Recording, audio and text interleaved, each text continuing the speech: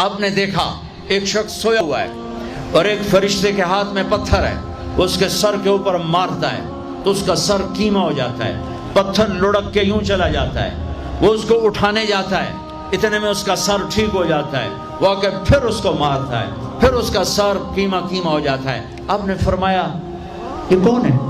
کہا یہ وہ ہے جو عشاء کی نماز پڑھے بغیر سو جاتا تھا، جو عشاء کی نماز پڑھے بغیر سو جاتا تھا۔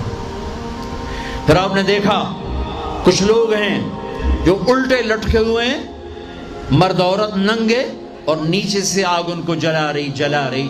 آپ نے فرمایا یہ کون ہے؟ کہ یہ وہ ہیں جو روزہ چھوڑ دیتے تھے، جو روزہ نہیں رکھتے تھے۔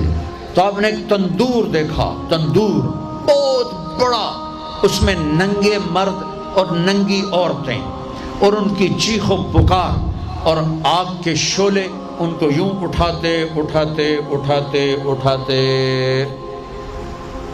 تندور کے منہ تک لاتے ہیں، پھر آگ کے شعلے ایک دم نیچے بیٹھتے ہیں اور وہ قلابازیاں کھاتے ہوئے پتہ نہیں کتنی گہرائی میں جا کر گرتے ہیں، اور پھر چیختے چلاتے ہیں، پھر آگ ان کو اٹھا کر یہاں لاتی ہے، پھر گراتی ہے۔ آپ نے کہا یہ کون ہے؟